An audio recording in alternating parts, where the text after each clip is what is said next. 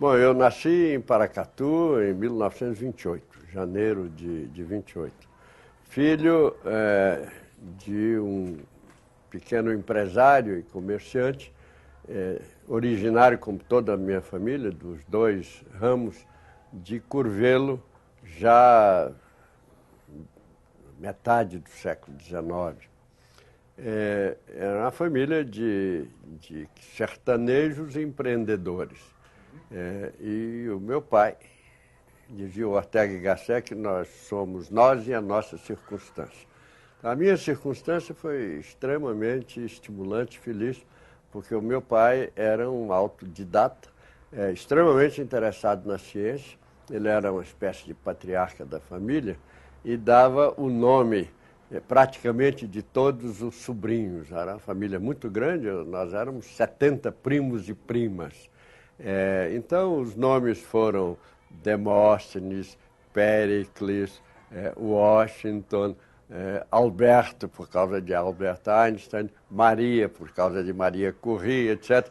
Quer dizer, ele sempre, talvez, visse no meu futuro, ou encaminhasse o meu futuro já para a ciência, independentemente do fato de que, posteriormente, ele se transformou com a família. Já antes de 1930, inauguraram e começaram a navegação a vapor no Rio Paracatu e no Rio São Francisco. Então, eu circulei entre Paracatu e Pirapora. Fiz o primário em Paracatu, numa escola muito especial, que era um curso anexo à escola normal, que é uma escola famosa, mais do que centenária. Se vocês examinarem a história da inteligência brasileira, de Wilson Martins, lá está dito que Paracatu teve o primeiro curso superior do Brasil. Então, era um pouco tradição, inclusive, da família, sobretudo da família da minha avó. Todo o pessoal era normalista, professores, intelectuais, um era historiador e de um tipo muito especial, pioneiro. Ele teve a primeira máquina fotográfica, o primeiro automóvel, o primeiro rádio na cidade de Paracatu. E foi pioneiro, fez uma campanha para a abertura de um campo de aviação em Paracatu, que foi depois inaugurado por um primo meu, piloto amador. Mas voltando à escola primária, essa foi uma sorte ter feito esse curso anexo, porque eu entrei para a escola aos 5 anos de idade, terminei aos 9 e fiquei com a estupidez de uma legislação que impedia os estudantes de entrarem para o ginásio com menos de 11 anos, fez com que eu ficasse de 9 aos 11, mais ou menos folgado, estimulado por meu pai, por parentes, pela leitura, e depois deslocamento a Pirapora, navegação pelo Rio Paracatu, que era factível, possível naquele tempo, até Pirapora, onde eu fiquei um pouco sob o domínio de um tio Quintino Vargas, que era um líder na região, foi líder na Revolução de 30, comandou uma coluna que invadiu Goiás e destituiu a família Caiado no poder eterno de Goiás. Mas ele foi também um organizador da navegação e da indústria em Pirapora, juntamente com meu pai e outros parentes, tios lá em Pirapora. Durante esse período, esse meu tio acreditava na laborterapia, quer dizer, menino tem que trabalhar, né? Mesmo, sobretudo tem que ser ocupado. Então eu fui embarcado uma vez como ajudante de foguista no navio daquele e outra vez como ajudante de maquinista. Isso seguramente terá despertado, juntamente com a experiência de uma oficina que havia próximo da minha casa, que eu frequentava, onde eu aprendi lá, aos 9, 10 anos de idade, a soldar, a tornear, fabricar um peão, por exemplo, para brincar de peão, esse tipo de coisa.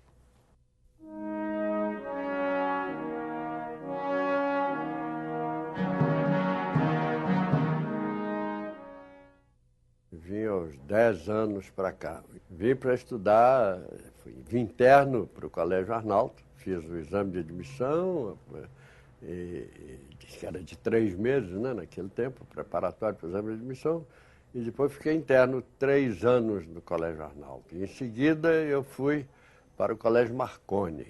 E o colégio passava por uma época extremamente brilhante, dirigido por Arthur Veloso.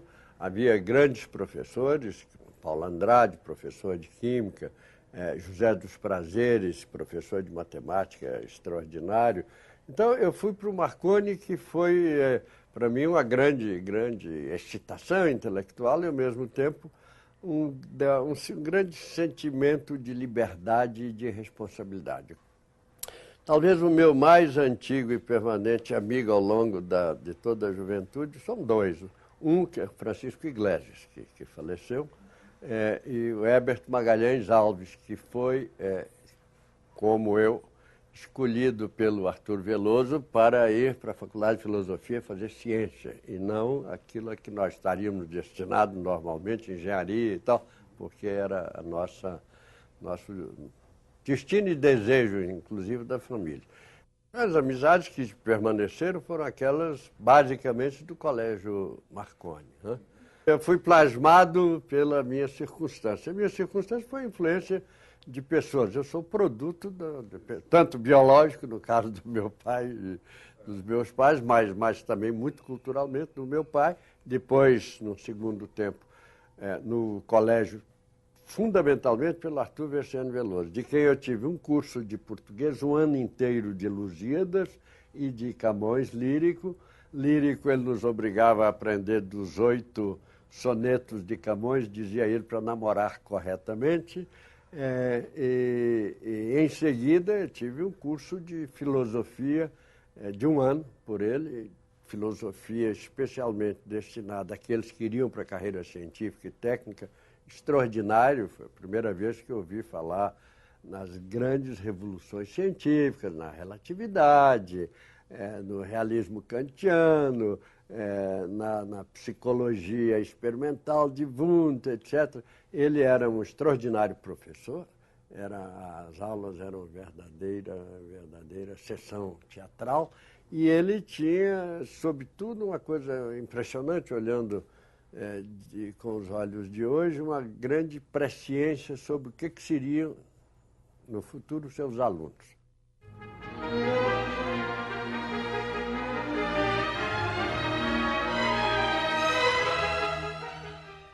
Eu seria engenheiro e ele me disse, não, você não tem mentalidade de cimento armado, então você não será engenheiro, etc. Você vai ser cientista, etc. Bom, eu fui para a Faculdade de Filosofia um pouco para fazer hora, passar lá um ano, ver o ambiente, etc. O ambiente era muito agradável, muito excitante, e, sobretudo, muito de acordo com a minha capacidade de dispersão. Quer dizer, eu frequentava aulas de filosofia, de literatura latina, de matemática, naturalmente, de física, etc. Quase nunca a matéria a que eu seria obrigado naquele ano particular. Mas o que é talvez mais interessante é que as moças eram bonitas, o ambiente era agradável, onde eu via me casar. Minha mulher fez história, nos encontramos lá pelo fim do curso, né? Ela de história e eu terminando o curso de química. Eu formei em química porque era o que havia de melhor na Faculdade de Filosofia.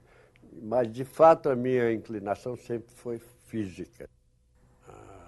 Formado, eu passei a ser professor de física do vestibular para a Faculdade de Filosofia, espécie de curso preparatório. Também da Escola de Veterinária, de Física no preparatório de veterinária da universidade. Aí eu me torno assistente do Schmidt, do Eduardo Schmidt Monteiro de Castro, que era o professor de Física Geral Experimental da Faculdade de Filosofia.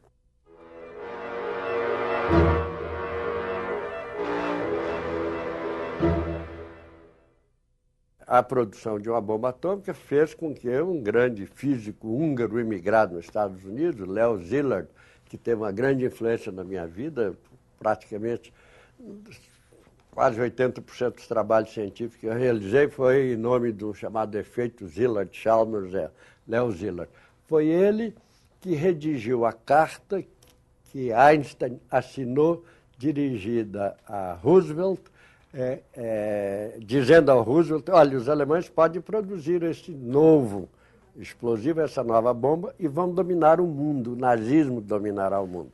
O que fez com que o Roosevelt apoiasse e lançasse o chamado Projeto Manhattan, que levou à fabricação da bomba atômica e, posteriormente, ao uso da bomba atômica, já um pouco, isso é muito controvertido, mas já um pouco no início da Guerra Fria. Havia um acordo tácito, parece que na Conferência de Yalta, entre Stalin, Roosevelt, Churchill, etc., de que a União Soviética entraria em guerra contra o Japão a partir de uma certa data.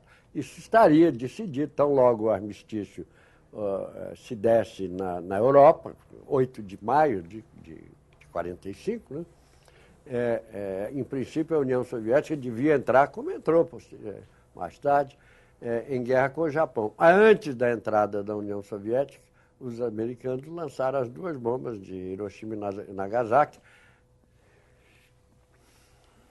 sob o argumento de que salvaria vidas de soldados americanos. A invasão do Japão era considerada como uma tragédia maior, estimava-se que podiam morrer, sei lá, algumas dezenas, se não centenas de milhares de soldados, baseado na experiência que os americanos vinham tendo na Guerra do Pacífico. Cada tomada de uma pequena ilha era extremamente custosa. Era, da mesma maneira, a ciência a serviço da humanidade. Por exemplo, se você queimar o carvão, que foi a base da Revolução Industrial,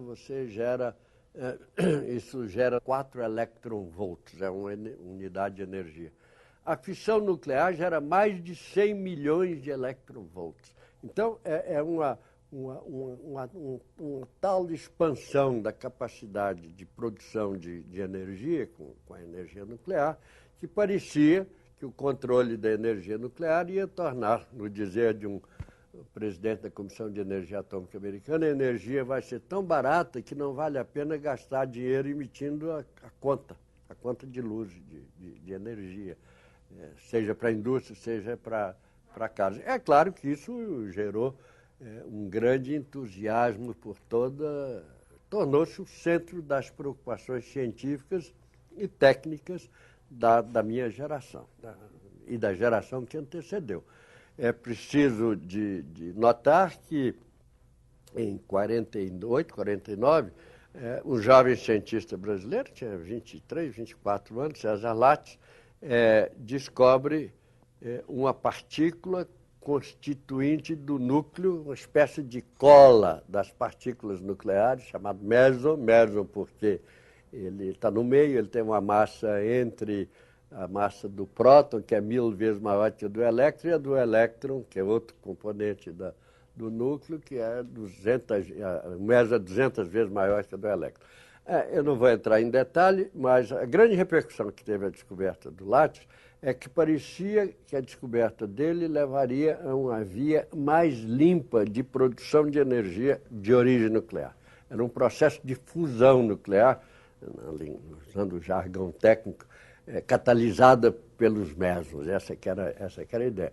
Então, o Brasil, através do Lattes, da descoberta do Lattes, passou a participar, ter uma presença na primeira linha da ciência mundial.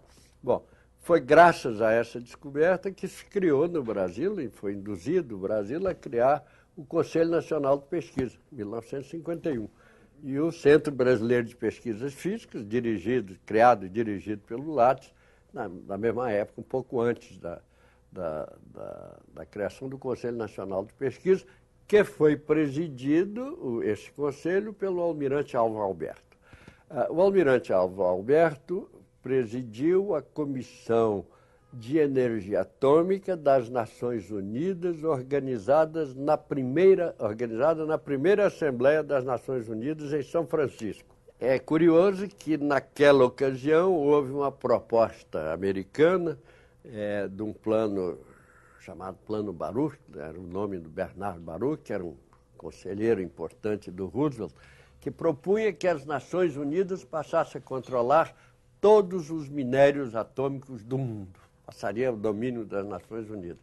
Bom, houve reação a essa proposta, muito liderada pelos russos, mas onde o almirante Alva Alberto teve um papel fundamental ao recusar esta proposta em nome da autonomia e da criação autônoma da energia nuclear nos diversos países, no caso dele, no Brasil. De volta dessa conferência, ele cria, portanto, ele é o primeiro presidente, convence o presidente Dutra a criação do Conselho de Pesquisa e, no âmbito do Conselho de Pesquisa, uma comissão de energia atômica, não de nuclear, como mais tarde vai ser criada fora do Conselho Nacional de Pesquisa. É preciso lembrar que o Conselho Nacional de Pesquisa é ligado diretamente à presidência da República através do Conselho de Segurança Nacional. E o prestígio do CNPq e das atividades científicas que se iniciavam naquele instante, 51, portanto, um ano antes da minha formatura, era tal que o César Lattes tinha um telefone direto para o presidente da República. Havia um telefone e falava diretamente para o presidente da República do seu laboratório, de sua mesa de trabalho. Já havia uma tradição brasileira antes da guerra, de estudos da radiação cósmica, que é uma radiação produzida no espaço externo, nas estrelas. Eu acho que esse é um dado importante.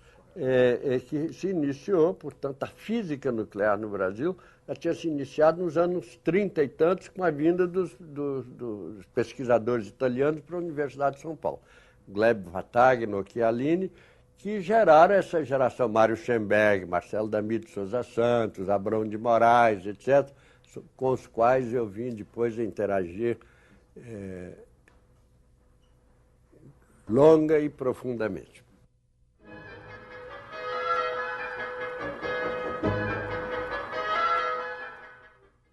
São José dos Campos, o ITA, a física era dirigida pelo professor Paulo Zaulus Pompeia. Então, essa ideia de que precisava de formar gente, etc., provocou a organização pelo Pompeia de um curso de treinamento de jovens professores de física, 2 de cada estado. E neste curso de 2 meses, participava como professores a nata da física brasileira. César Lattes, Leite Lopes, Jaime Thiomino, o próprio Pompeia, Sintra do Prado, que foi um dos presidentes mais tarde da Comissão de Energia Atômica. E daqui de Minas, a Beatriz Alvarenga e eu ganhamos a bolsa do CNPq, a primeira bolsa que eu tive do CNPq para ir fazer este curso, que foi extraordinário. Quer dizer, nós fomos expostos, digamos, à elite da ciência brasileira, da ciência física não só brasileira, mas também internacional. Vieram fazer conferência nesse curso um grande físico americano, tinha sido assistente de Einstein em Princeton, David Bohm, que estava no Brasil refugiado do macartismo. E outro, o Dick Feynman, que é um grande físico, prêmio Nobel de Física, que eu fiquei conhecendo lá durante este curso. Bom, um dos participantes, também produzido lá em São Paulo, pelo Vatagno, Abrão de Moraes, um físico teórico importante, mais voltado para a astronomia, foi diretor do Observatório Astronômico de São Paulo e professor de mecânica teórica e mecânica celeste na Faculdade de Filosofia. E o Abrão, então, disse ao Pompeia que devia me convidar para ir para fazer. ir para o departamento de física, como jovem físico. Então eu fui convidado e fui para São José dos Campos, onde eu fiquei durante 2 anos. Um grupo de pessoas excepcionalíssimas que vieram do MIT, do famoso Massachusetts Institute of Technology, por exemplo, o homem que foi diretor da eletrônica do MIT durante a guerra, Spangenberg, foi do ITA, o reitor do ITA era um ex-diretor de pesquisa, vice-presidente de pesquisa da Ford, nos Estados Unidos, um professor de aerodinâmica era um chinês que tinha feito a Universidade de Göttingen e depois do MIT, era professor do MIT, que vieram e um grupo, parte do grupo alemão do von Braun, que veio para lançar o projeto do avião brasileiro, etc, etc. Disso gerou a Embraer, que é essa empresa poderosa, gerada por esse grupo. Bom,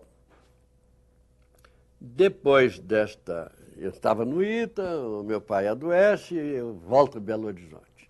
Volto a Belo Horizonte, precisava de trabalhar, né? E aí abriu-se um concurso de títulos e provas no Colégio Municipal de Belo Horizonte, que era muito bom, muito bem pago. De lá eram professores Amaro Xisto de Queiroz, Morte de Belém Teixeira, muito bem. Eu então fiz concurso, ganhei o concurso para professor catedrático de Física do Colégio Municipal de Belo Horizonte. Tinha sido fundado o IPR, eu fui convidado pelo Francisco Magalhães Gomes, que teve uma grande influência na minha vida, para trabalhar no Instituto de Pesquisas Radioativas, que começava a trabalhar com emulsões nucleares, com as mesmas técnicas que o Lattes havia desenvolvido e com a qual ele havia descoberto o mesompio, aqui umas 3 ou 4 pessoas, começaram a ser enviados para o exterior alguns jovens, o professor Milton Campos foi para Chicago, e eu devo ter sido depois dos primeiros, graças ao Francisco Magalhães Gomes, criou-se o primeiro curso de aplicações da energia nuclear na América Latina, no Chile, na Concepción, no Chile. Eu, de novo, sou escolhido, apresentado pelo Francisco Magalhães Gomes, e eu vou para este curso, que tinha sido organizado pela Universidade de Cambridge, juntamente com a Universidade de Concepción. E foi lá, durante esse curso, que eu fiquei conhecendo o diretor desse curso, um professor na Universidade de Cambridge, chamado Alfred G. Maddock, Alfred Gavin Maddock, que me convidou para ir fazer o doutorado na Universidade de Cambridge. Foi o meu orientador na Universidade de Cambridge. É um personagem extraordinário.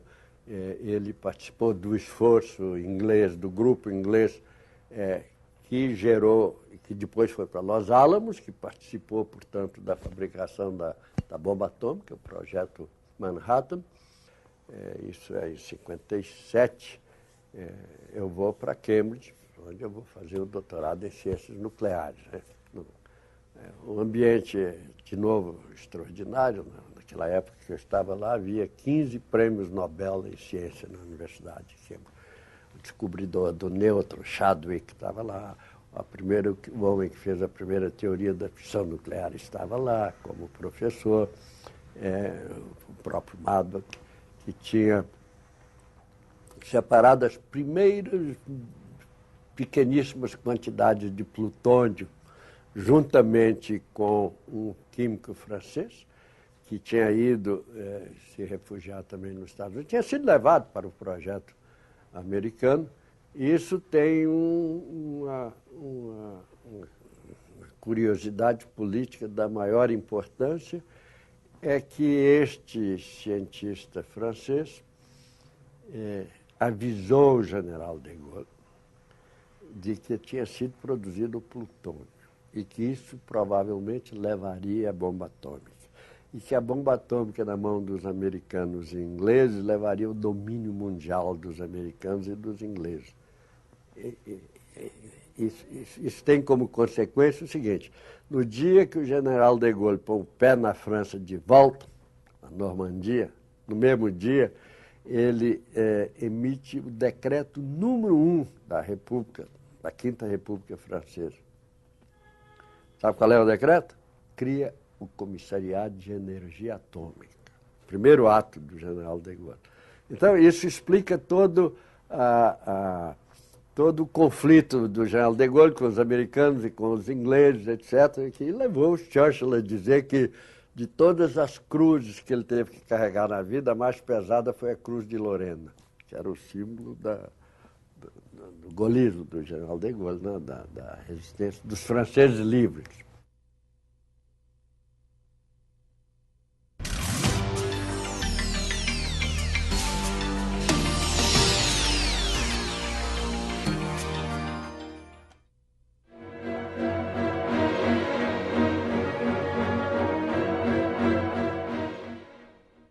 Chego em novembro de 60, um pouco depois da inauguração do primeiro reator nuclear aqui em Minas, o reator Trega. Eu vou para o IPR, quando fui para a Inglaterra, já fui como funcionário do IPR. É bom notar que eu não tive bolsa do Conselho Nacional de Pesquisa, naquela época, que queriam que eu fosse trabalhar em química nuclear, que era área aqui na qual eu estaria envolvido, e a Faculdade de Filosofia pagou meu salário como professor assistente, tempo parcial, e o IPR me pagou o salário. Foi com isso eu me mantive de volta, vim para o IPR, fui ser diretor da Divisão de Física Nuclear do IPR, um grande número de professores e de jovens mineiros aqui na Escola de Engenharia, né?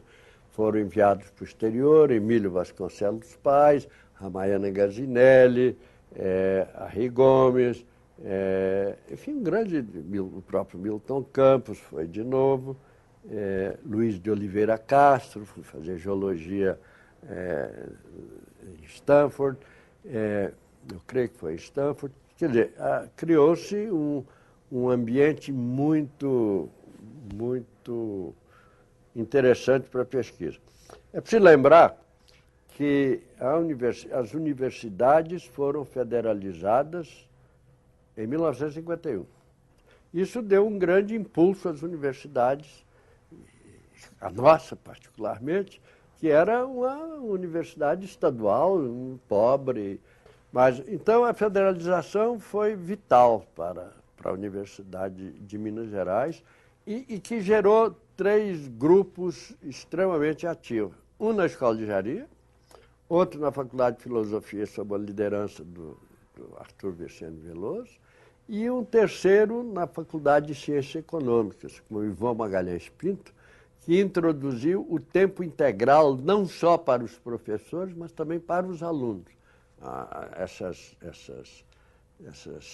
atividade na universidade gerou essa atividade na universidade, geraram um renascimento de Minas Gerais. É preciso lembrar que até fim dos anos 60, 70 e tantos, havia mais mineiros fora de Minas Gerais do que em Minas Gerais. A imigração era enorme. Minas, que tinha sido o estado mais populoso do Brasil, passou ao segundo lugar de longe, né? Isso que continua hoje, mas a partir, com São Paulo, com uma população muito maior que Minas, mas era típico do atraso em que se encontrava Minas. É preciso lembrar também que os 12 anos da ditadura getulista, né, foi desastrosa para Minas. Durante os 12 anos do governo do Valadares, Benedito Valadares, não foi criado nenhum grupo escolar em Minas. Foi fechado uma escola normal, nenhum. Quer dizer, então isso mostra o marasmo em que a cultura, a ciência mineira caiu. Bom, muito bem, nós perdemos gente como Carlos Drummond de Andrade e outros, quer dizer, mineiro por todo lado. Algumas coisas que foram produzidas de alta qualidade em ciência, a Escola de Baeta Viana, bioquímica, praticamente toda a bioquímica brasileira nasceu aqui, mas não ficou aqui, migrou, foi para Ribeirão Preto, com Carlos Diniz, que depois, mais tarde, retornou, mas muitos outros. Então, essa atividade desses três setores geraram a modernização posterior de Minas com a criação da Fundação João Pinheiro, do INDE, o Instituto de Desenvolvimento Industrial, do Banco de Desenvolvimento de Minas Gerais, que produziram a industrialização e o desenvolvimento ainda insuficiente, mas fez com que Minas saísse do marasmo. Então, isso precisa ser reconhecido. A federalização das universidades por um mineiro, né, a Lei do Melo Viana, foi extremamente importante para o Brasil todo. Se não esquecer, em 1950 o Brasil tinha 50% de analfabetos. Mas não é analfabeto funcional, como se diz hoje, não. Analfabeto de não saber desenhar o nome. Bom, e nós tínhamos um pecado original com a escravatura, enquanto os outros países, muitos países da América Latina, da América Espanhola, já tinham universidade no século XVI, século XVII. Nós só fomos criar uma universidade com esse nome em 1934, em São Paulo, 1934. E as outras, enfim, no papel, a Universidade do Brasil juntou as escolas profissionais em 1922, batizando-se Universidade do Brasil, para poder dar o título de doutor honoris causa ao rei Alberto da Bélgica, que visitava o Brasil no centenário da independência, 1922.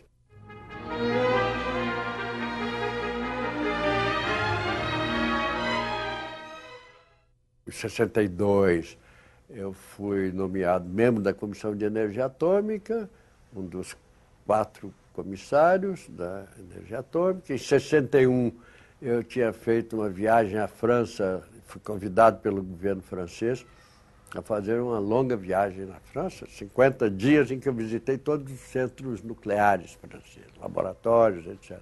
Resultou desta viagem que eu trouxe um acordo e eu trouxe uma série de equipamentos para o IPR, um acelerador de partículas, uma chamada montagem subcrítica.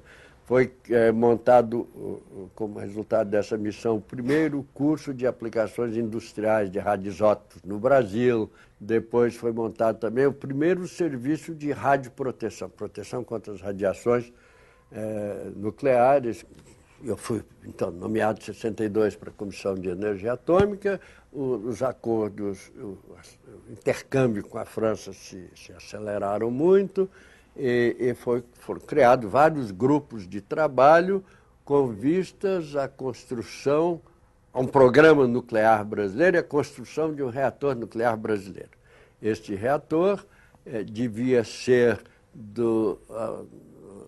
na chamada linha Magnox, ou linha urânio, que utilizaria urânio natural, refrigerado a gás carbônico e grafite, moderado por grafite. O modelo inglês e francês. Participei de um grupo internacional para a normalização, a padronização de dados nucleares. Foi a tentativa de trocar informações, sobretudo com os russos e o mundo comunista, que tinha dados das suas próprias experiências, feitos com seus equipamentos, mas era importante que, para a ciência nuclear, que as grandezas de que nós estávamos falando fossem as mesmas, fossem padronizadas, fossem conhecidos os métodos utilizados para obter estas grandezas, etc.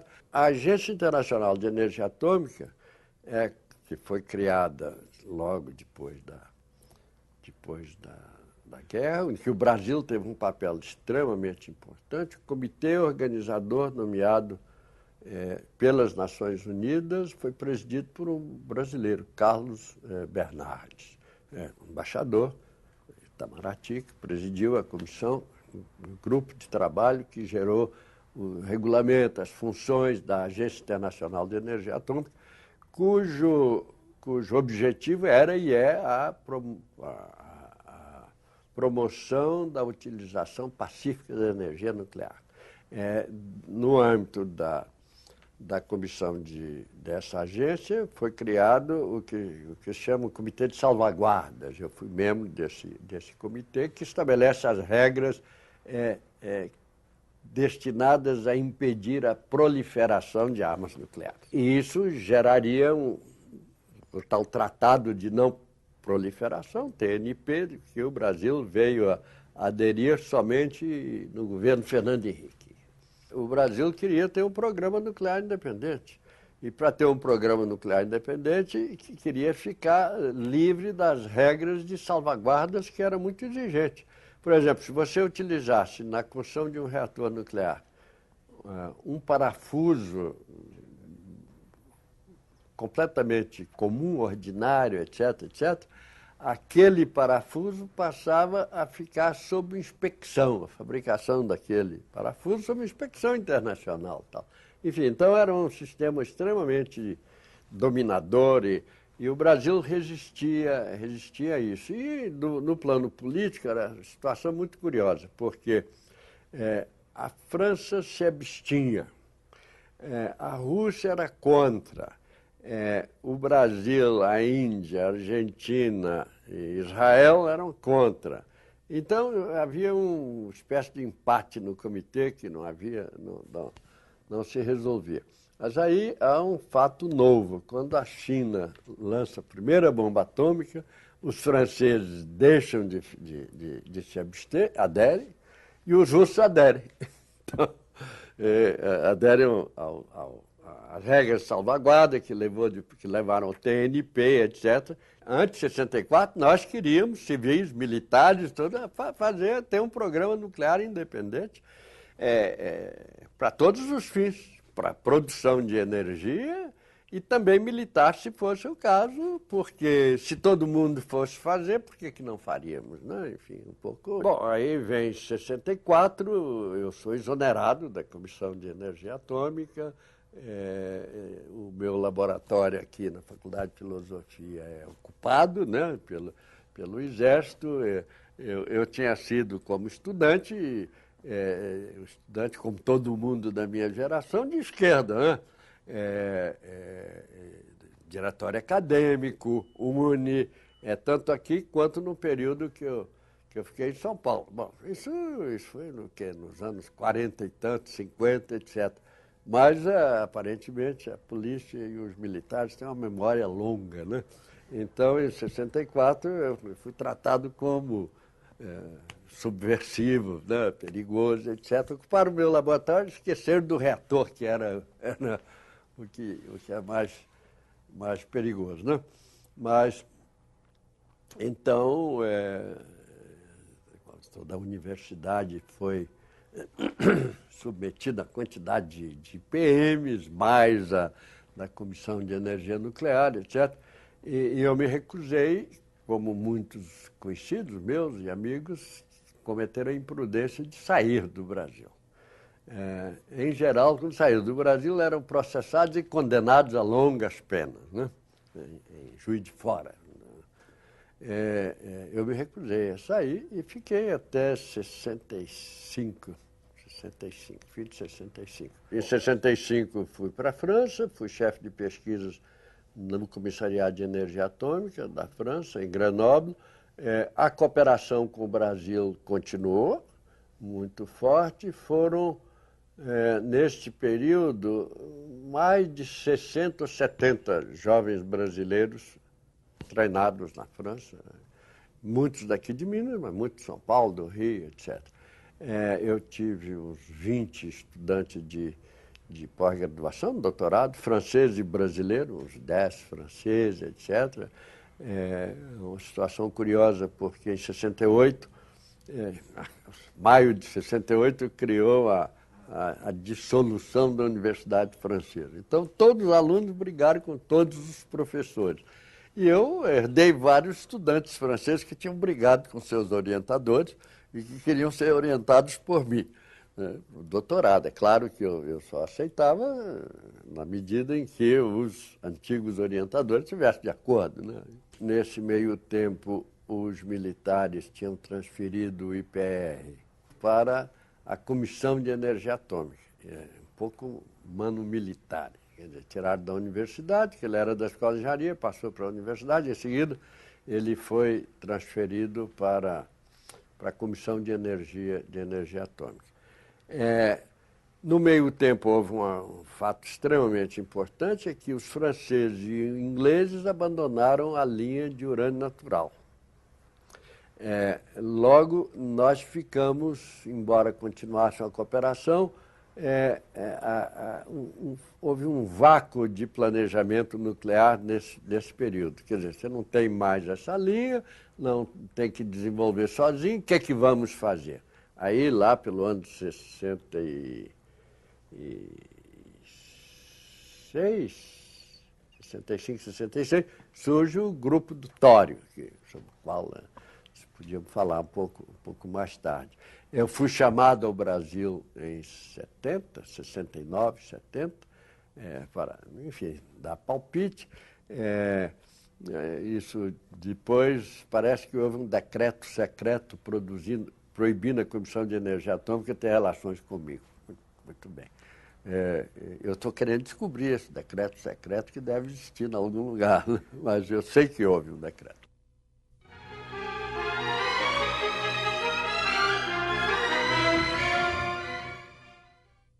Em 72, 71, eu volto ao Brasil, reassumo minha cadeira na universidade, volto para o IPR. Eu trouxe da França, o governo francês me deu um bocado de equipamento, então eu não estava precisando do governo brasileiro para nada. Trouxe estudantes franceses, tinha alguns estudantes brasileiros, tocando a pesquisa. Aí o Aureliano Chaves, que eu conhecia, já ele assistiu um dos cursos que nós criamos. O primeiro curso de engenharia nuclear no Brasil foi criado aqui, em Minas, no IPR, nos anos 60. E o Aureliano, que era engenheiro de jovem professor Itajubá, assistiu um desses cursos. Então, fiquei conhecendo o Aureliano Chaves. No meu período de França, nesse período de 69, 70, houve uma comissão de inquérito sobre o programa nuclear brasileiro. E eu fui convocado para vir ao Brasil depor no Congresso sobre esse programa. Mas eu ia pegar um avião em Genebra, saí de Grenoble, Genebra, tive um acidente de carro, fiquei 7 meses no hospital. Mas o Aureliano Chaves foi tomar o meu depoimento no hospital, 4, 5 meses depois do acidente, com o senador Virgílio Távora, que viria a ser depois ministro da aviação, parece, né? Então eu conhecia o Aureliano, e o Aureliano queria desenvolvimento da ciência e das ciências nucleares e da energia, que a preocupação principal dele era a energia. Bom, então nós conversamos muito sobre o que fazer no Brasil, etc.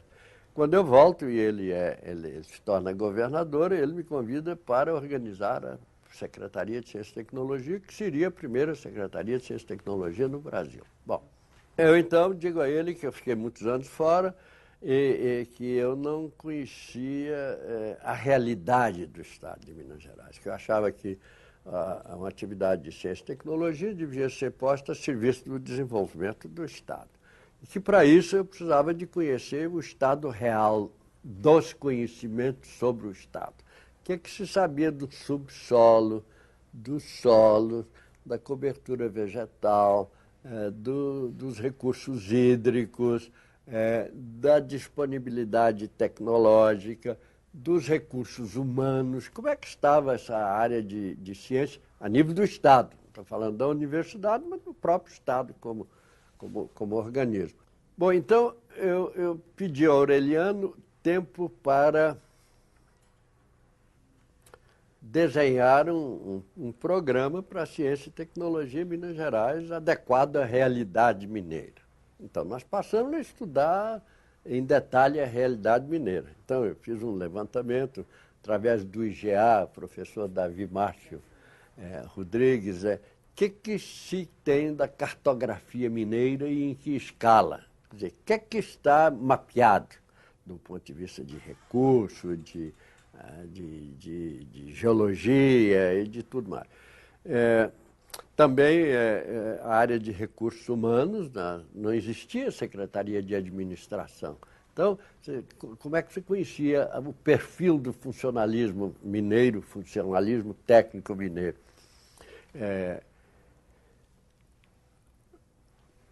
Um órgão essencial para o planejamento do Estado, que tinha sido criado no governo Israel Pinheiro, era a Fundação João Pinheiro.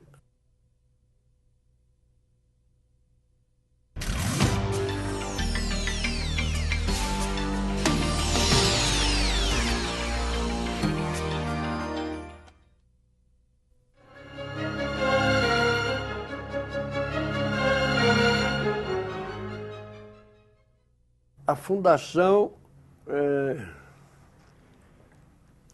estava sendo vitimada, foi vitimada, no fim do governo Rondon Pacheco, por uma disputa entre o planejamento e a fazenda. Dominava a fazenda e era homem todo poderoso aqui em Minas, o secretário da Fazenda da época, que não se ajustava ao secretário de Planejamento. E a Fundação João Pinheiro pagou por isso. Ela era presidida por Luiz de Oliveira Castro, que era um geólogo proveniente também do grupo lá formado na Escola de Engenharia, no IPR. Ele trabalhava no IPR, era geólogo do IPR. E ele foi presidente da Fundação João Pinheiro e criou o CETEC. Foi ele que criou o CETEC como uma fundação vinculada à Fundação João Pinheiro. Mas a fundação, então, se encontrava numa situação crítica. E o Aureliano, então, diz assim, bom, se você não quer criar imediatamente a secretaria, por que você não assume a presidência da Fundação João Pinheiro, que precisa de ser reorganizada, está em grande crise, etc. Bom, então, eu fui ver a situação da Fundação, ela estava extremamente endividada. Eu fui ao Rio encontrar com o presidente da FINEP, Zé Pelúcio Ferreira. Aí eu disse para ele, olha, eu só aceito se você me emprestar o dinheiro para pagar as dívidas da Fundação. E ele, então, emprestou o dinheiro ao Estado de Minas Gerais, foi pagar as dívidas. E na Fundação João Pinheiro eu criei duas diretorias novas. Uma de tecnologia e meio ambiente, porque a ideia é que a secretaria cuidaria também, pela primeira vez no Brasil, do meio ambiente. Do ponto de vista de que eu partia, que hoje é lugar comum aí do desenvolvimento sustentável, né? É que se é a ciência e a tecnologia que são responsáveis pela agressão do meio ambiente, somente através da ciência e da tecnologia é possível corrigir essas agressões. Então essa foi a filosofia que foi gerada na diretoria de tecnologia e meio ambiente da Fundação João Pinheiro. A segunda diretoria, que foi o secretário, a Fundação João Pinheiro está subordinada à Secretaria de Planejamento, como continua. E o secretário era Paulo Camilo de Oliveira Pena, que tinha sido presidente, criador do BDMG no governo Magalhães Pinto. Então, ele indicou, de acordo comigo, Paulo Haddad para cuidar da área de planejamento econômico. Bom, e nós tivemos logo um desafio.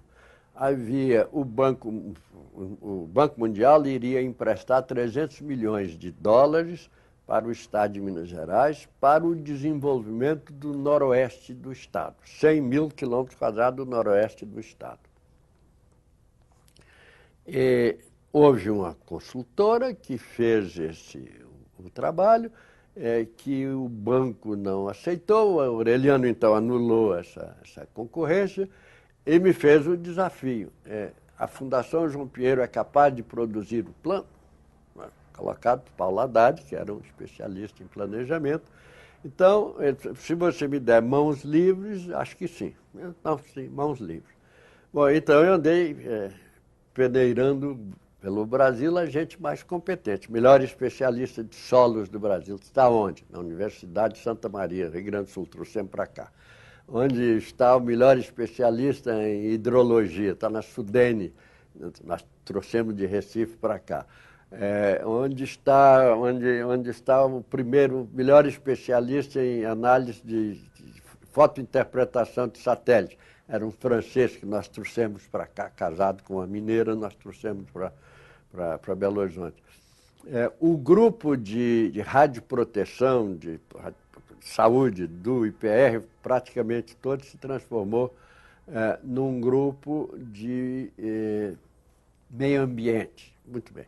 Esses núcleos, quando nós estávamos prontos, muito bem, passado 1 ano e meio, quase 2 anos, muito bem, agora podemos criar a Secretaria de Ciência e Tecnologia.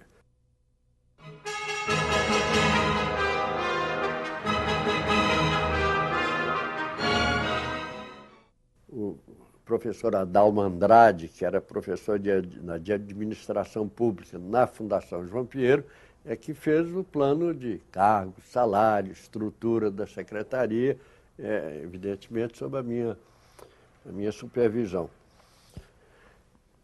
Com a criação da secretaria, ao mesmo tempo foi criada a COPAN, Comissão de Política Ambiental, que partia daquele princípio que eu já disse, mas que tinha uma filosofia que todas as decisões seriam tomadas por unanimidade, primeiro. Segundo, o conselho seria tripartite, constituído dos poluidores, representantes dos poluidores, que era a Federação das Indústrias e a Associação Comercial, dos ambientalistas, que a Sociedade Mineira de Proteção do Meio Ambiente, o Guvernec e todo esse Célio, como é que ele chama? Célio de Castro, o Ângelo Machado, enfim. Então, se tinha uma representação dos ambientalistas. E o Estado fazendo meio do campo, quer dizer, representando a Secretaria de Agricultura, por causa de todos os problemas ligados à agricultura e meio ambiente, a de Minas e Energia, que não tinha esse nome aqui, mas que cuidava, Petamig, que cuidava dos problemas minerais, um representante do DNPM, um residente do DNPM local. Então, a ideia sempre é que, quando era localizado um problema, era feito um estudo, era dado um prazo à empresa para tomar as medidas que se tornassem necessárias. Isso foi feito com algum sucesso, por exemplo, graças ao trabalho da Superintendência do Meio Ambiente, que foi para o CETEC, foi feito o levantamento da qualidade do ar em Belo Horizonte. Então, graças às medidas adotadas, foi reduzida a emissão de 600 toneladas dia de pó sobre a atmosfera de Belo Horizonte. Então, na área ambiental houve um certo progresso. Mas da análise da situação mineira, a estruturação do CETEC resultou dessa análise.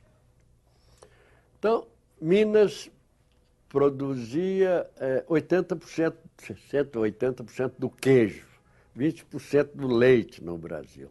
Produzia, naquela época, antes de Carajás, 100% do minério de ferro, 100% do nióbio, uma proporção importante do aço, toda a siderurgia praticamente a carvão vegetal. Muito bem. Então, o CETEC foi organizado numa superintendência do meio ambiente, uma superintendência de recursos naturais, uma área de tecnologia, uma superintendência de tecnologia mineral, que cuidava desse problema, e uma de metalurgia. E mais uma, evidentemente, de informação científica e técnica, que foi estruturado dessa maneira, foi montado um plano, e no governo Aureliano houve uma grande novidade, é que os orçamentos de todas as secretarias que tivessem alguma coisa a ver com ciência e tecnologia ou suas aplicações, teria o orçamento aprovado pelo Conselho da Secretaria, em que entravam representantes e os próprios secretários dessas áreas, de agricultura, indústria e comércio, etc. Então, nós tínhamos o parecer final sobre o orçamento de todos os órgãos do Estado, administração direta ou indireta, que lidassem com ciência e tecnologia.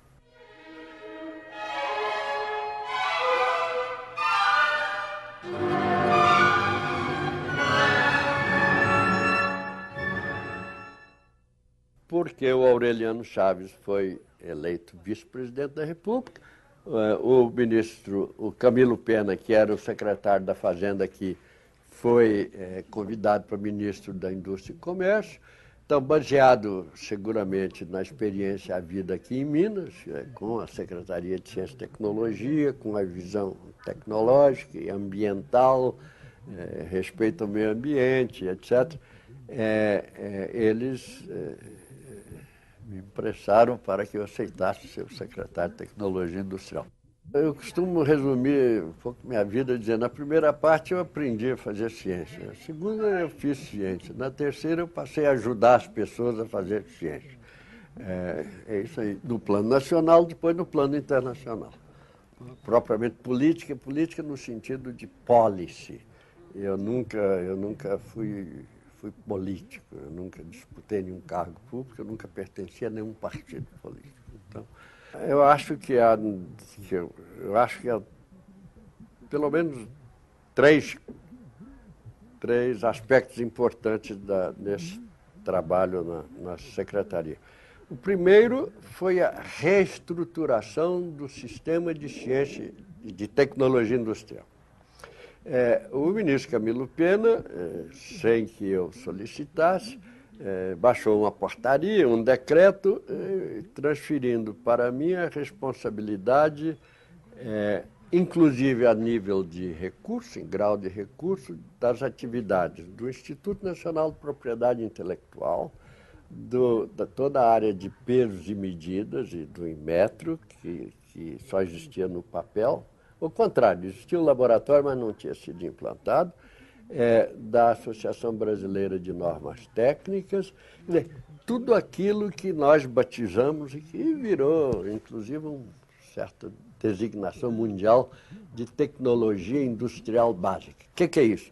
São todas as tecnologias suficientemente indiferenciadas para servir a todos os setores produtivos.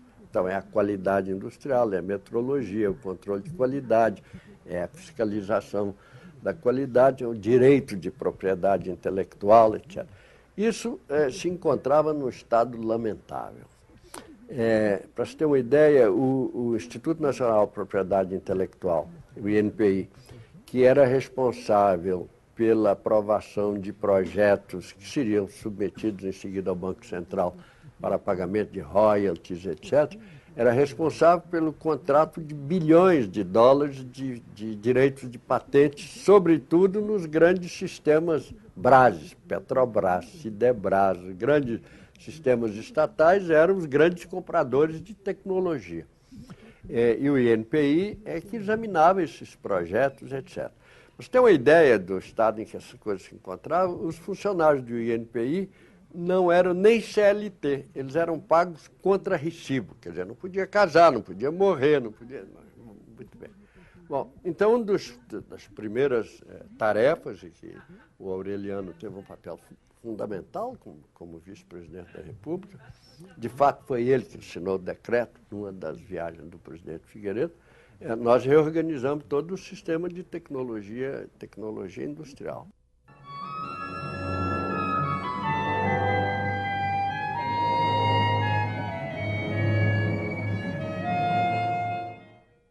Esse período coincide com a sequência da primeira grande crise do petróleo, de 73. Você lembrar que o Brasil produzia 170 mil barris de petróleo somente, naquela em 73, e que já consumia cerca de 800 mil barris por dia. Então, a importação de petróleo e de energia sacrificava brutalmente a economia e gerou uma recessão mundial. E no governo anterior, no governo Geisel, levou ao lançamento do programa do álcool.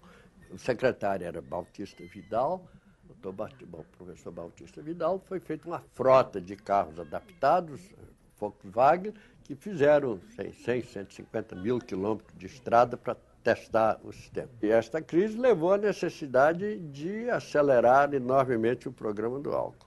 Então, nós criamos, a Secretaria criou cerca de 30 centros de avaliação dos motores e de adaptação dos motores, tornando nós certificávamos a adaptação, quer dizer, temos criado laboratório para certificar esta adaptação, e foram adaptados, sei lá, umas boas centenas de milhares de carros, inicialmente.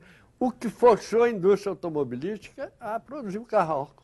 Ao mesmo tempo, o Camilo Pena criou a Comissão Nacional do Álcool, a Senal, que era presidida pelo secretário-geral do Ministério, Marcos José Marques, que era daqui, da CEMIG.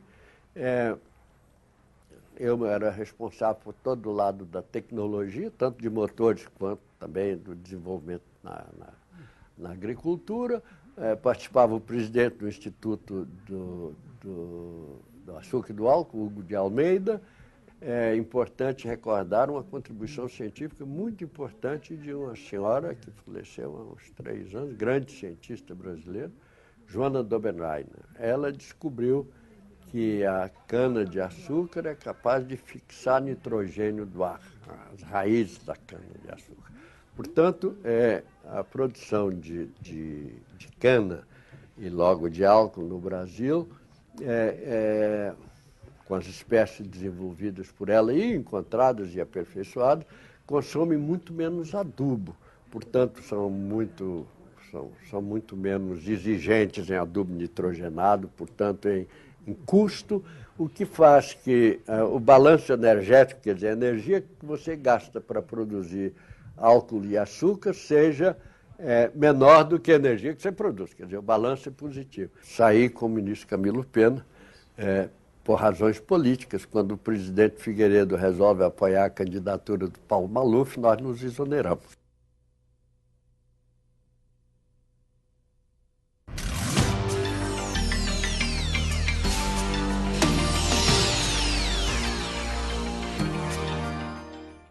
Em 81, 82, eu tinha sido eleito, a título pessoal, membro do Conselho Executivo da Unesco, onde eu fiquei 6 anos e 7 anos membro do Conselho Executivo. Eu completei o mandato Paulo Carneiro, que era o brasileiro membro do Conselho, resolveram eleger outro brasileiro, eu fui eleito, completei 3 anos e meio do Paulo Carneiro, depois fui eleito por mais 4.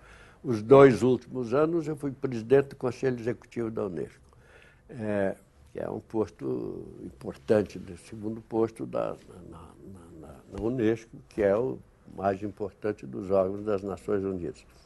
Bom, então, nesses anos 80, eu estive muito envolvido, primeiro com a Unesco. Segundo, eu fui eleito vice-presidente da Academia Brasileira de Ciência, primeiro com Maurício Peixoto. Fiquei um total, acho que 14 anos como vice-presidente 13 ou 14 anos como vice-presidente da Academia Brasileira de Ciências. E fui para o Centro Brasileiro de Pesquisas Físicas, a convite de Leite Lopes e Tiomino, no Rio de Janeiro. Praticamente me saí daqui de Minas. Nos anos 80, eu acho que um aspecto importante com o Aureliano vice-presidente é que foi criada a Comissão Nacional de Energia, por sugestão minha. E eu fui membro da Comissão Nacional de Energia, que era presidida pelo vice-presidente da República, Aureliano Chaves. Bom, esse é um aspecto interessante, porque ele tentou disciplinar o uso de energia no Brasil face a essa crise. Nisso chega ao fim o governo Sarney, eleito o Collor, com o qual eu não tive nada a ver. Assinei, fui como presidente da academia, assinei um manifesto pedindo a saída dele. Então, bom, e fui convidado pelo presidente Itamar Franco, que era o vice-presidente, para o Ministério de Ciência e Tecnologia.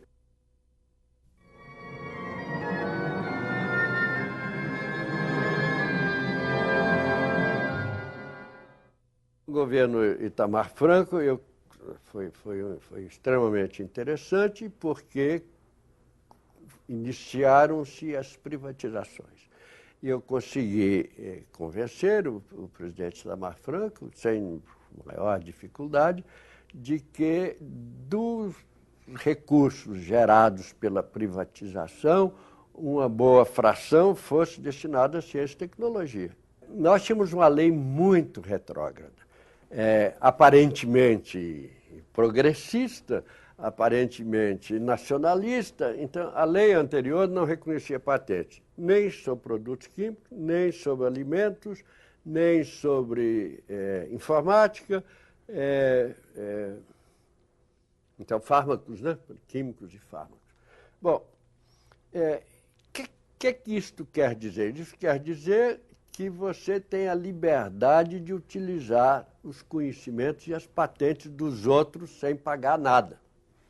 Bom, qual foi o resultado desta liberalidade na nossa legislação? É que não aconteceu nada. Nós nos mostramos ladrões incapazes. Por quê? Porque você não tem a ciência. A patente é um pedaço de papel. Transformar o que está numa patente num produto ou num serviço envolve ciência, envolve tecnologia, envolve investimento. Quer dizer, nós fomos incapazes de copiar e de aproveitar os conhecimentos disponíveis nesta área. Bom, só para...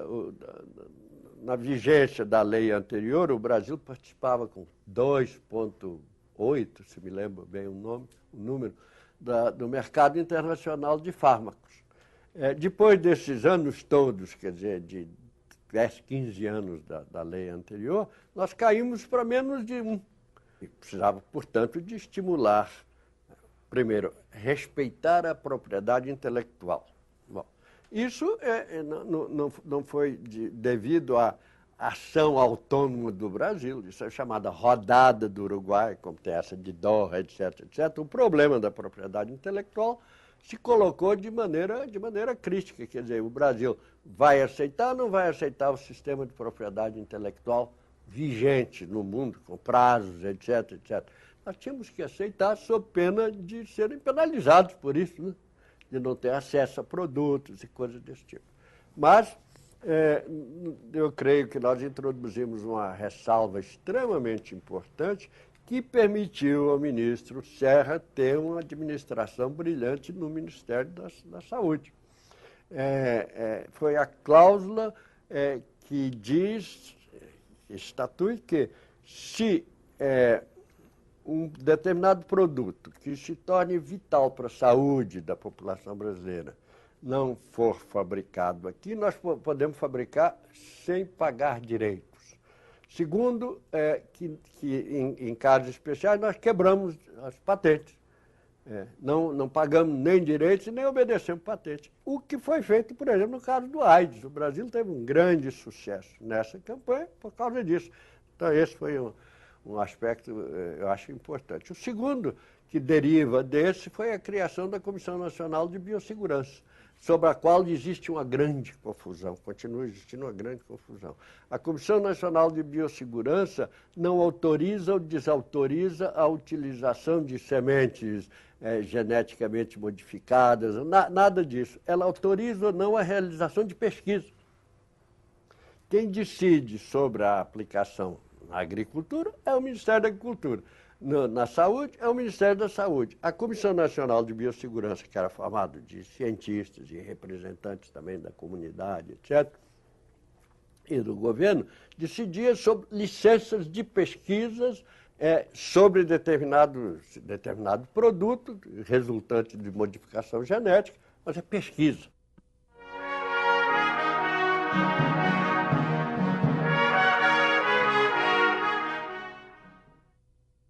governo Fernando Henrique, apesar de todas essas dificuldades, o Brasil, em 85, 89, participava com menos de 0,5% das publicações científicas internacionais.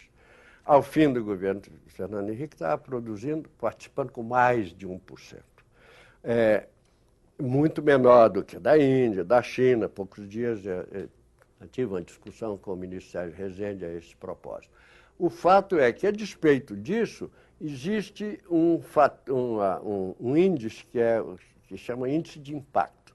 Quantas vezes um trabalho científico publicado é citado na literatura internacional? Então, isso mede a qualidade, né?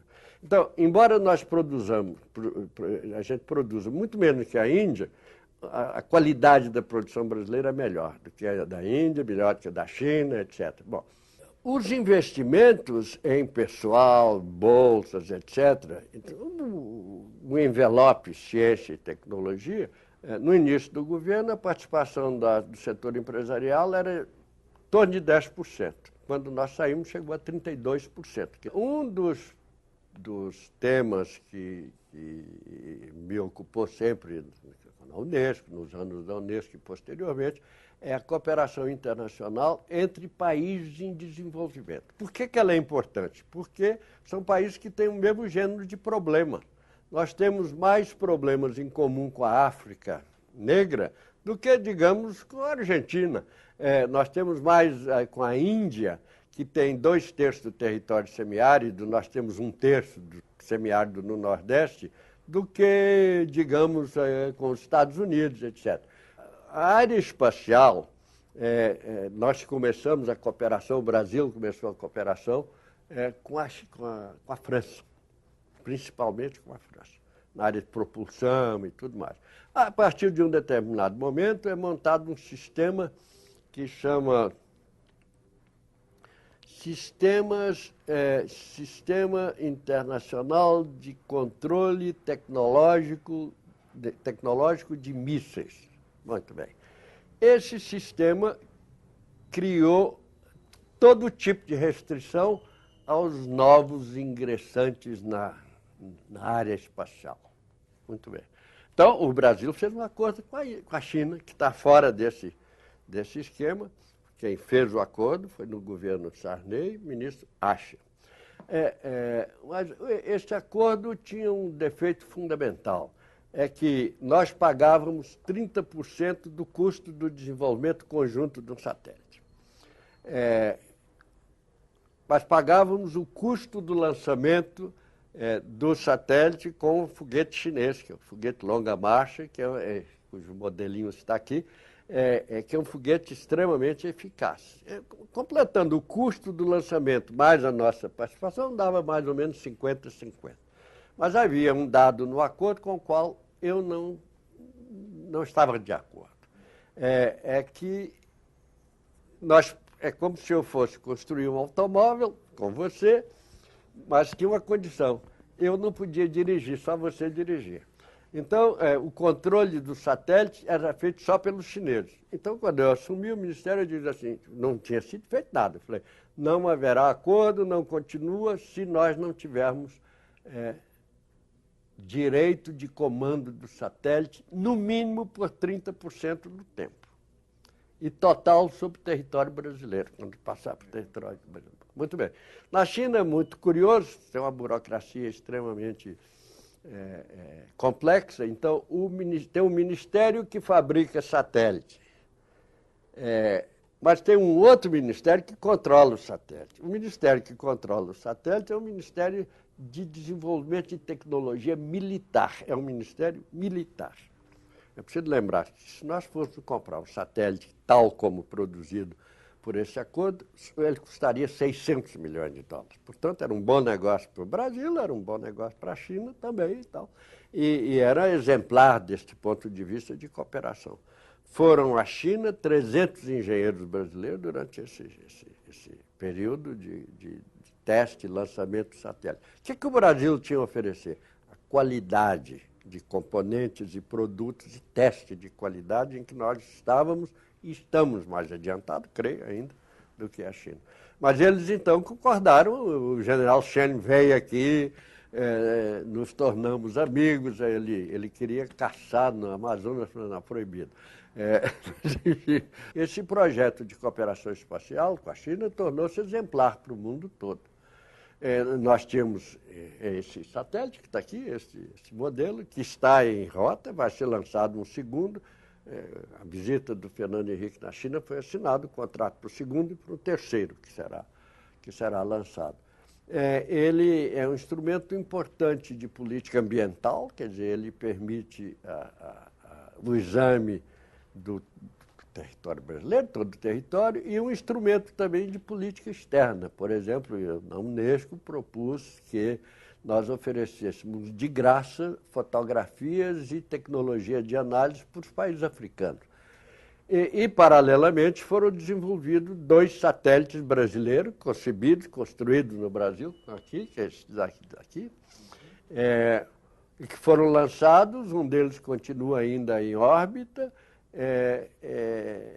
e foi, eu acho, uma importante vitória muito, muito positiva.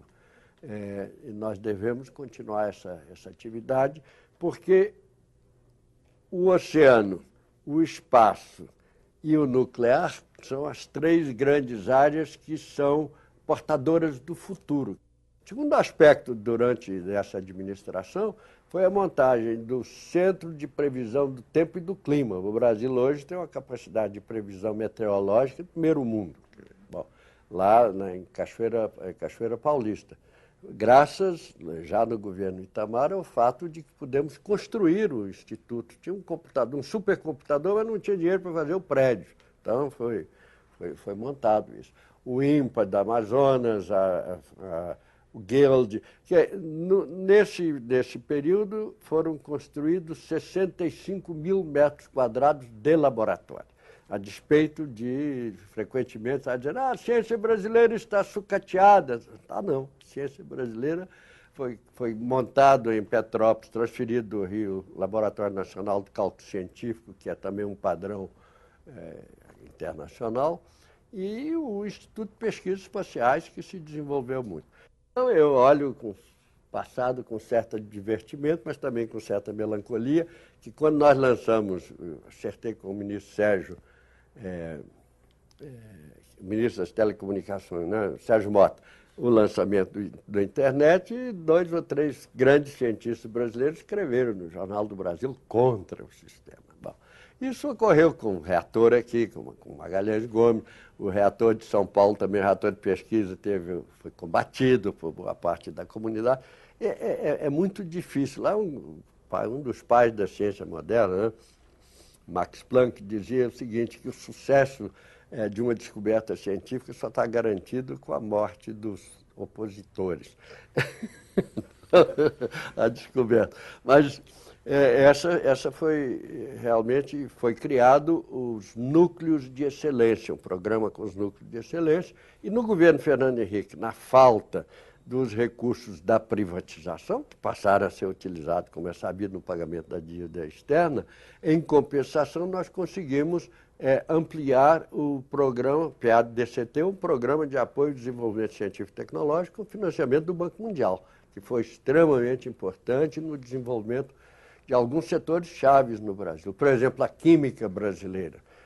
O Brasil montou, através do INPE, o maior projeto de sensoriamento remoto do mundo. 5 milhões de quilômetros quadrados acompanhado via satélite, em detalhe. Bom, segundo, foi respondido, e agora está se falando nisso, né, tardiamente, mas isso já tinha sido verificado. Quem desmata a Amazônia? São os grandes proprietários, são os grileiros? Não, são só eles, não. Boa parte, grande proporção do desmatamento é devido a invasões de pequenos proprietários. E pequenos proprietários que são estimulados à ocupação desordenada da Amazônia. Qual é o produto? Você tem uma grande variedade o bioma amazônico é enormemente variado. Mas qual é o produto importante gerado na Amazônia? Nenhum. Depois do período da borracha, você tem um pouco cupuaçu, você tem... Mas esse é um problema, muito, muito complicado. Agora, sobretudo, o que é grave na Amazônia é que a floresta amazônica é uma floresta equatorial heterogênea. Na floresta heterogênea, você tem algumas árvores de qualidade, de madeira de qualidade. Então, se você corta aquelas árvores, que é o que tem um valor econômico, do ponto de vista de renda, depois de algum tempo você constata que você tem uma bela floresta, só que ela não tem valor econômico, como madeira branca, muito bem. Então, a tentação, a pressão para destruir aquilo para outra atividade, seja agrícola, seja pastoreio, é grande e é uma lógica econômica difícil de ser vencida. Bom, você precisa de um sistema de fiscalização muito mais eficaz do que nós temos demonstrado ser capaz. Por exemplo, nós temos qualquer coisa como mais de 10 mil, 15 mil sítios arqueológicos, cuja vigilância cabe ao governo. Sabe quantos fiscais existem? Menos de 20. Bom, então, quer dizer, o problema de fiscalizar a Amazônia é muito complicado. Esse problema da biodiversidade e sua utilização sustentável é extremamente complicado por causa do progresso da ciência. Antigamente, você precisava tirar uma espécie vegetal, tirar uma que de valor econômico, seja como alimento, seja, na maioria dos casos, de interesse, para um novo produto, um novo fármaco, por exemplo. Antigamente você tinha que levar a muda, né? Hoje você pode tirar um pedacinho qualquer da planta e multiplicar no laboratório. Então, essa história do controle da biopirataria é virtualmente impossível. Só tem uma maneira de garantir a conservação da biodiversidade brasileira. Qual é? Através da produção de cientistas capazes de entendê-lo e utilizar. Então, o problema de educação científica e de pesquisa científica maciça sobre estas áreas. O que nós fizemos diante da sua pergunta daquele problema? Foi transformar todas as estações meteorológicas na região amazônica e todos os órgãos em informantes em tempo real do que estava acontecendo. A estação meteorológica vai dar um relatório para o Ministério da Agricultura uma vez por mês. Então, criou-se uma célula de emergência, localizada no Palácio do Planalto, sob a coordenação do Centro de Previsão do Tempo e do Clima, do INPE, do Instituto de Pesquisas Espaciais, e de outros ministérios envolvidos, para o alerta de queimadas, etc., que são, aliás, localizadas por satélites.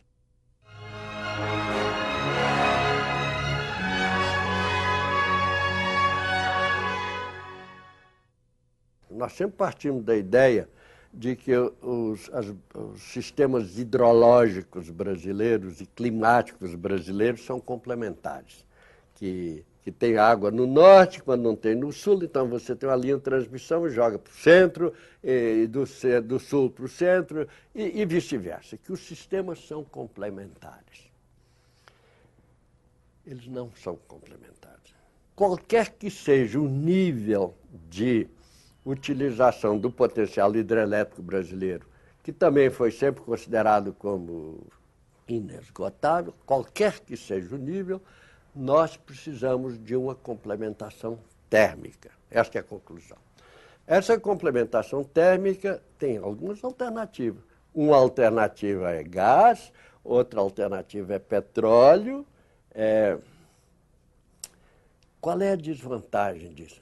Efeito estufa. Nós estamos contribuindo para a mudança do clima. Então, isso tem que ser nuclear. A complementação tem que ser nuclear. E o primeiro passo é terminar Angra 3, que é um escândalo que não terminamos Angra 3. Se gasta 50 milhões de dólares por ano para conservar o equipamento comprado e pago, que custou 1 bilhão e 800 milhões de dólares, está estocado em vácuo, etc., e não se utiliza. Então, nós não podemos escapar do nuclear. A situação do petróleo no mundo é complicada, porque ele vai está se esgotando, ele não vai acabar, só que os preços vão se tornando proibitivos. Muito bem, então é preciso de alternativas. Tem uma série de alternativas. Aqui no Brasil se fala muito na biomassa. Naturalmente com um certo exagero e falta de realidade. Existe um certo potencial de uso local, mas é absolutamente ilusório imaginar que o Brasil vai sustentar a Índia ou a China, etc., com petróleo de origem vegetal. Quer dizer, de novo, nós recaímos no problema. Como fazer isso sem afetar a Amazônia, sem ocupar a Amazônia, sem destruir a floresta amazônica e sem destruir o cerrado, de que pouca gente fala. Veja o seguinte.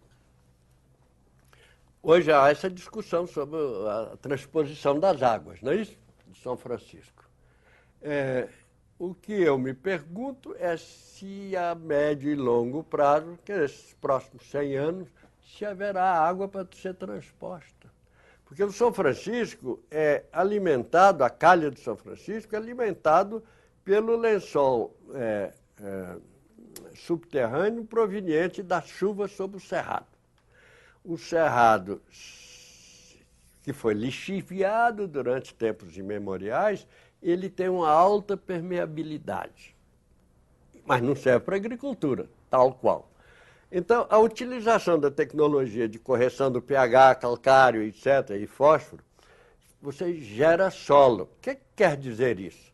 Isso quer dizer que a permeabilidade diminui. O solo vai absorver água.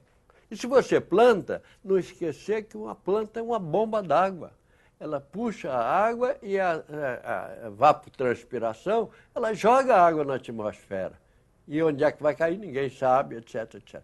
Então, a calha, o volume de água do São Francisco, de seus afluentes da bacia, com a utilização inconsiderada do cerrado, põe em risco o futuro dos rios. Nós estamos falando como se essa água fosse eterna. E é possível que ela não seja. Qual é o ritmo razoável de utilização do cerrado? É um dos problemas típicos de um planejamento racional de recursos. Esse é o tipo de problema que não pode ser deixado ao mercado. Entendeu? A utilidade econômica do cerrado, ou a exploração econômica do cerrado, ou a esses programas megalomaníacos de energia, de produção de energia de origem biomassa, que implica na utilização intensiva do solo, da terra. Qual é a consequência disso? São coisas que precisam de ser balanceadas.